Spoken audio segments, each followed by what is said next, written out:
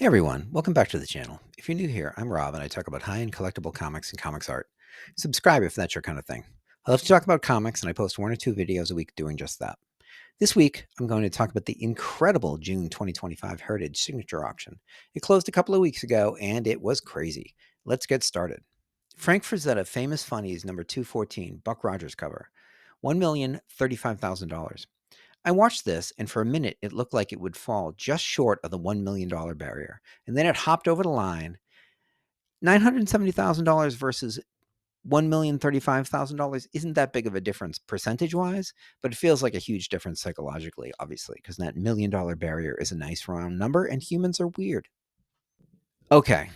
Fantastic Four number one, CGC 9.2, White Mountain copy, $600,000.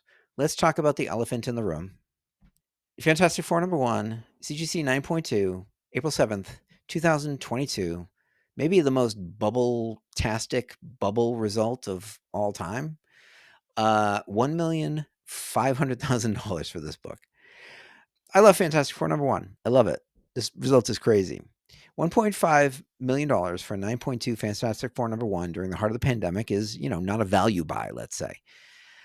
At the time, based on the prices paid, I mean, even at the time, the prices paid for 9.0s, I would have predicted like $500,000 to $800,000 for this book. They were selling for $250,000 to kind of $400,000. You double from there.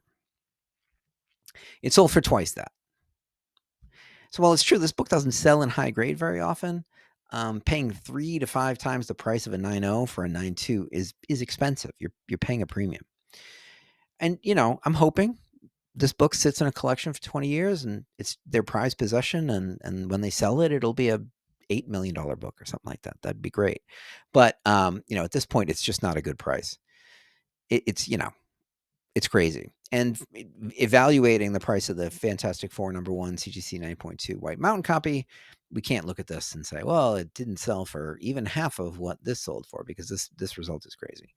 But it didn't sell for even half of what this result sold for. So, I mean, that is a data point. Like, you actually have to look at this result and say, well, it happened. It was crazy. So, but it still happened. So, I'm acknowledging that it sold.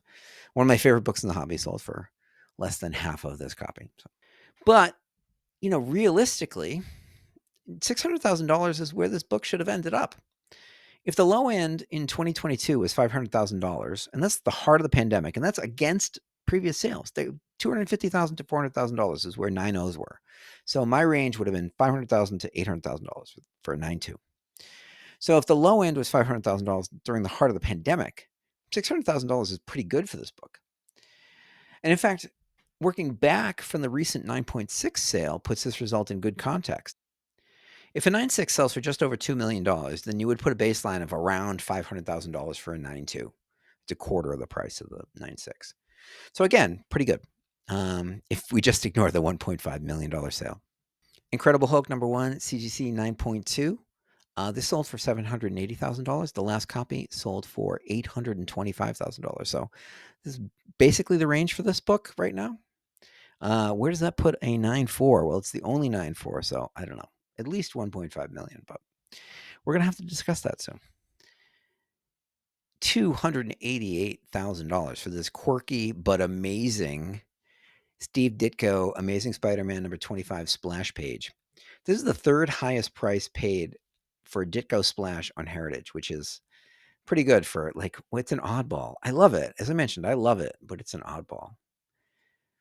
This is not an oddball. This one sold for $432,000, and that image of J. Jonah Jameson alone makes this a bargain at any price. I mean, that is incredible. Plus, of course, it's got Green Goblin and Spider-Man in the image, so amazing. And I actually love the design. It's a little like reminiscent of Eisner, right? Using the newspaper as part of the design, and it's kind of surreal. Very cool. Todd McFarlane, Amazing Spider-Man number 311, Mysterio cover, original art, $456,000. As I said, this is one of my favorite covers from the run. And $456,000 is the second highest price paid for McFarlane on Heritage, and is a huge bump from the $91,000 this sold for at Comic Link in 2018. I said that was a crazy low result at the time. I was like, that's nuts. And Yeah, $450,000 feels a lot better for this amazing cover because I love it. Not just because I love it. I think it's really cool, but other people do as well. Paul Smith, Uncanny X-Men, 172, Wolverine and Rogue story page, 22, original art, Marvel, 1983, $78,000. If you look back in the Heritage Archives, I think the first page from this book sold for like $2,000, and now we're nearing $100,000. Of course, this is a really cool page with Wolverine putting on the mask, saying goodbye, and the next issue is Tag, You're Dead. Very serious stuff. So, and while we're talking about Paul Smith, I just wanted to share this image. Usagi Yojimbo and Wolverine. Very cool. Whoever walked up and said, "Can you do a detailed commission of Usagi Yojimbo and Wolverine?" Gets a prize from me. As I mentioned, I'm not an expert, but all story number 94, CGC 1.5, first Tarzan, $78,000. A raw 1.5 sold for $44,000 in 2022. So $78,000 seems pretty good for this TGC graded copy, I guess. Mark Bright, Spider-Man vs. Wolverine, #1, original art, cover, Marvel in 1987, $78,000. More than double the purchase price of $35,850 in 2016. Jock, Detective Comics number 880, Joker cover, original art, $288,000. Wow. I hyped this cover up in the preview, and so I'm happy to see it went bonkers. But art in general in this auction went crazy. There are a lot of really big results, a lot of strong results. Nothing is disappointing. So, Mark Silvestri, Uncanny X-Men 236 cover, original art, Marvel 1988, $84,000. Very nostalgic cover, as I mentioned. I'm happy to see this one did well. Marvel Superhero Secret Wars #3, Spider-Man vs. X-Men cover, original art, $264,000. This is not the highest price paid for Zeck on Heritage. Great result, though. And I love this. I just love that image. I mean, whoever won this, bravo. Bravo. Great cover. Jim Starlin, Captain Marvel #33 cover, original art, $288,000. First full cover of Thanos, as I mentioned. And this is yet another big number for original art in this auction. Original art did really well, comics not so much. I love this one. Cosmic comics, Cosmic Marvel, my favorite stuff. And yeah, this is the high for Starlin at Heritage. So that's a big number. He's a pretty good artist. $156,000. Kevin Eastman, Teenage Mutant Ninja Turtles #1, fourth printing, wraparound cover, original art. That seems like a lot of money. It's great. I love this image. I really do. I talked about how this is like not how I first saw TMNT #1 because it was like around as a the original was around when I was a kid, but I think this is the first one I read. I don't think I even bought one of the later printings. I like never read it, and then I read this. So this is nostalgic for me, and it's incredible image. Fantastic Four #48, Northland pedigree, CGC 9.8, white pages, $57,600, which is less than $66,000, which it sold for basically a year before. And Heritage gets you coming and going, so there's a lot of money lost on this one. Bummer, because it's a cool book, and I did not buy it. I wish I had. Whiz Comics #2, #1, CGC 7.0, off-white, white, $288,000. This is precisely what this book is worth because the last one sold for $288,000 a year ago. So now we know. Todd McFarlane, Spider-Man #11, story page #20, original art, with that incredible Spider-Man image. This panel page went for $216,000. Art went bonkers in this auction. $216,000. It's the highest price paid for a McFarlane panel page at Heritage. I mean, it's totally deserved. That Spider-Man image is amazing, but still, yeah, it's crazy. It sold for more than like splash pages. So it's a really strong result. It's a great image, though. I mean, that Spider-Man image is just classic. Like I said, it actually might be on a T-shirt. If it's not on a T-shirt, it should be. Captain America Comics number 10, San Francisco pedigree, $40,200. That's less than the $55,200 the consigner paid for it in June of 2023. At least for 2 years, they had the glory of owning a San Francisco copy of Captain America Comics number 10. Let's take a look at the 3 Keown pages I shared. So this cover of 374, sold for 52,800. The kind of funky cover of 388 sold for 72,000. Of the two, I would rather have this one personally, but this one's still cool. $72,000 for that one. 388. And then $6,600 for this incredible recent variant cover from Keown. Sergeant Fury number 1, CGC 9.4, tied with I think 6 others for highest graded. Sold for $78,000. There's a lesson here. You want to know what the lesson is? Sell your books through Comic Book Addiction. Got $120,000 for a 9.4. Silver Surfer numbers 3, CGC 9.8, sold for $38,400.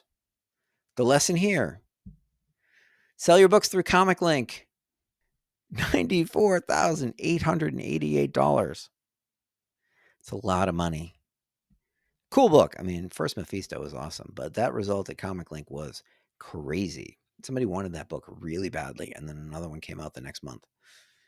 Bernie Wrightson, Monsters, Color the Creature, The Ghoul, illustration, original art, 1974. $18,000 for this ghoulish delight. I love this image. I love it. Marvel Superheroes Secret Wars number 8, CGC 9.9. As I mentioned, there are 27 9.9s of this book and 5 10.0s. And then I talked in the preview about how these can be volatile. This one, not so bad. The last 9.9 sold for over $10,000 last year. This one sold for $9,300. So, Journey into Mystery number 85, CGC 9.6, $90,000. Somebody wanted $125,000 for a CGC 9.6 copy of this book at Comic Link last month. Heritage got 90. Okay, I'm going to cover this. I didn't cover this in the preview, but it's a great result, a crazy result, a mind-boggling result. And I want to get your opinions. So drop some comments. Let me know what you think. Action Comics number 1, cover only, $408,000. So I don't think that if you married this cover, which is a gorgeous cover, with a coverless copy, that it would sell for even this much. Looking through kind of restored copies, I just don't see it. Maybe because it's so beautiful, but this isn't a value buy, I don't think. And again, let me know what you think, because this is kind of uncharted territory, because this is a beautiful cover. So if you married this beautiful cover to a coverless copy, got it graded, it would be whatever. I think there's some damage, but whatever. So it's a gorgeous, say, VG, purple label, married. What's it worth? I don't think it's worth $408,000. The thing is, you've got a beautiful copy of Action Comics number 1. Now, just selling it, buying and selling it as a cover, it's kind of uncharted territory. I don't know. I was like blown away by this result. Maybe I'm wrong. I mean, maybe like you guys are going to tell me like, no, Rob, I mean, what? It's the beautiful cover. And of course it's worth $408,000. I just don't know. And I'm the first person to admit it when I don't know something. So let me know what you think about this one. I think it's a really fascinating result. And, and again, like, what do you think the math comes out to, right? Like, I haven't graded what this cover looks like. I'm staring at a postage stamp kind of scan right now in my presentation. But yeah, let me know what you think, because this one's fascinating. And with that, I'm done. This auction realized $22,639,552, which I haven't gone through and looked. I should actually keep a running tally of Heritage Signature Auction total values, because that would be interesting data. Just another thing for me to do. But that seems like a really big number. And while it did have $1 million piece of art, it's mostly down to a high volume of incredibly expensive original art. Some of these results were very strong and well deserved, I think. But like, I can't think of any of the original art that I covered that didn't sell for at or what or more than what I expected it to sell for, actually. And so original art really drove this auction. Plus that amazing Action Comics #1 cover. That's crazy. So anyway, thank you for checking it out. If you've been with me this far, thank you. If you haven't yet, please like and subscribe, share with your friends. Check out the podcast, which is gaining some strength out there. It's rolling along, and I'm having some fun doing that. You can see that here on YouTube and also on your platform of choice for podcasts. And yeah, I'm not sure what's next. Actually, I'm going to do a podcast episode over the weekend, and then next week I don't have a plan for a video, so I'm going to surprise you with something. So thanks. Have a good one, and I'll see you in the next video. Thanks. Bye.